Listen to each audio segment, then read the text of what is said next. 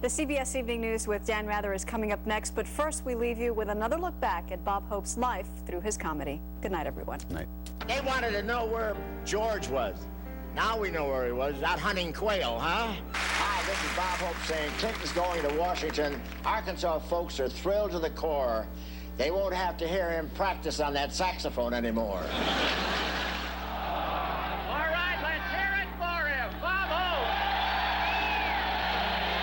Thanks to the USO, I have some wonderful memories. Box lunches, yellow fever shots, and I've learned to say kale pectate in 7 languages. You know, 2 years ago I visited Berlin. You know what a mess that is. Last year I visited Cuba, and you know what a disaster that became. This year they sent me here. Good luck, man. Here we are in West Berlin, ladies and gentlemen. West Berlin, that's a PX surrounded by Russians. Very happy to be back here. Achukuchi. Kuchi, that's Vietnamese for you want it, you can have it. Yes, sir. Guantanamo's a Navy term meaning I hear you knocking, but you can't come in. Hey, we're thrilled to be here at Osan Air Base, Korea. Osan, that's Korea for take it and stuff it. Great to be here. This year we're in beautiful Nam Phang, Thailand. Nam Phang, that's a Thai expression meaning you only have one, so keep it close to the ground. Nice to be here at An Cave. Nice spot. Keep the motor running, huh? Happy to be here. I don't know where the hell we are, but I'm happy.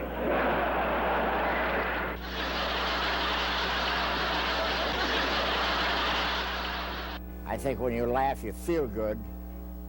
When you walk into a party and you see a group laughing, you go over there. You wonder what they're talking about and why they're laughing. You want to know that. That's the philosophy of life.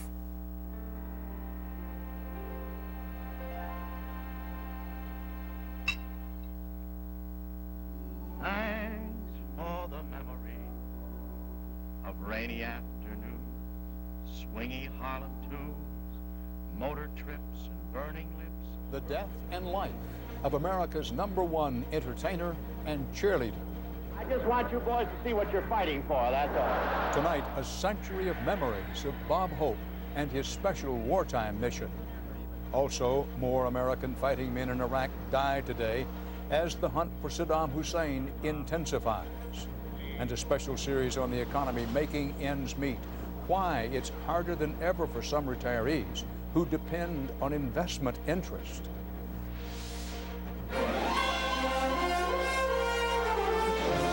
This is the CBS Evening News with Dan Rather reporting from CBS News headquarters in New York. Good evening. We have lost one of the most beloved Americans of our time, the great Bob Hope. Hope who brought joy and laughter and comfort to generations on stage and screen, on radio and television, and on battlefields far from home, died overnight. But oh, what an incredible run he had. Bob Hope was 100 years old when his life came to an end at his home in Toluca Lake, California. The cause was complications from pneumonia. He was surrounded by family, including his wife Dolores and their children. I don't think you could have asked for a more peaceful, beautiful death, and I think all the good vibes that he put out during his lifetime came back to take him up. All right, let's hear it for him! Hope's humanitarian works earned him thousands of awards, including the Presidential Medal of Freedom, the nation's highest civilian honor. President Bush praised Hope for lifting the spirits of generations of Americans in uniform. Today, America lost a great citizen. We mourn the passing of Bob Hope. Also paying tribute was a fellow comedian who joined Hope on some of his trips to entertain the troops. He was such a positive spirit, and he had done it all, seen it all, been everywhere, and it was time to go. Bob Hope had done it all and seen it all. Tonight, CBS News correspondent Jerry Bowen looks back at a century of memories. Someone once said of Bob Hope, if he could live his life over again, he wouldn't have time. It was a one-liner he always liked because in over 60 years of entertaining, Hope did more shows and more traveling than perhaps any other performer in history. Memories of Hope. I just want you boys to see what you're fighting for, that's all. It's an irony that the man whose wit and profile seemed as American as Mount Rushmore was actually born in England. The Hopes moved to Cleveland when he was 4.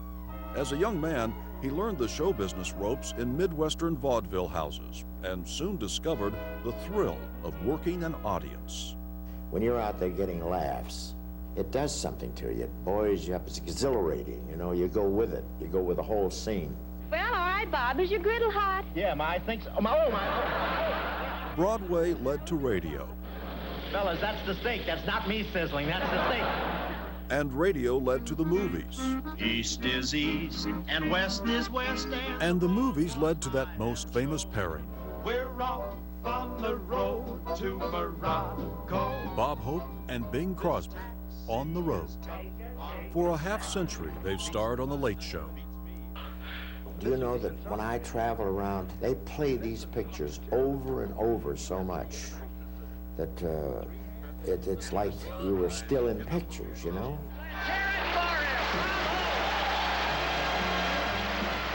Memories. To several generations who've served overseas, Bob Hope will be remembered as the man who came to visit World War II, Korea, Vietnam, Lebanon. If young Americans were stuck in some nasty spot, there was hope. How are you enjoying our little Christmas tour so far? Oh, I just love it. But are you sure it's military procedure to have a bed check every night? Over the years, he was honored by 10 American presidents. One of them, an old Hollywood friend, gave an 80th birthday party for Hope at the White House. You look good. Well, yeah, I've been in makeup for 3 days. In his last years, Hope slowed down just a bit, Well, what are you doing, baby? spending more time with his wife of half a century, Dolores.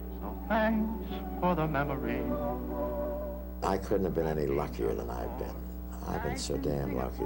I can't be sorry about any kind of moves I've made. Maybe had a nose job. I thank you so much. And so many generations and so many memories later, a nation's epitaph for Bob Hope might be, "We thank you so much." Jerry Bowen, CBS News, Hollywood. There will be much more about the life of Bob Hope on a special edition of 48 Hours, Thanks for the Memories. Central. And later on this broadcast, we'll look at why Bob Hope had a special place in the hearts of American servicemen and women. This was another deadly day for American forces now overseas in Iraq. Since President Bush declared major combat was over, a total of 50 Americans has died in continuing attacks. The latest just today, and just as U.S. forces intensify the hunt for Saddam Hussein. CBS's Byron Pitts reports Americans are on the offense and defense in the search for Saddam. Hey, I don't see you. Come to the sidewalk. On the streets of Baghdad, American soldiers are angry because American soldiers are still dying as the search for Saddam Hussein grows bloodier for both sides each day. U.S. commanders believe they're getting closer to the former Iraqi leader as members of his inner circle are either captured or killed.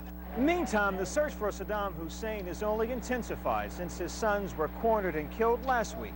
Here in Saddam's hometown of Tikrit, the raids come almost daily. We're doing everything we can to stay alive and take care of business. And business means bullet holes, spattered blood, and burned out cars. The markings of a manhunt the Pentagon believes will turn up Saddam Hussein sooner rather than later. Besides the $25 million bounty on his head, more Saddam's old allies are providing new leads now that Uday and Qusay Hussein are dead. General Richard Myers, chairman of the Joint Chiefs of Staff, arrived from Washington over the weekend to tell his troops Saddam is running out of hiding places. In my opinion, if he's alive, it's just a matter of time. If Saddam is running out of time, every time you go out, there's worry in your mind. Many of America's soldiers are running out of patience. I'm not gonna lie, that is an issue. Everybody here is in the same position. Soldiers want to go home. The heat here can be unbearable. day-to-day patrols both dangerous and difficult. Children who used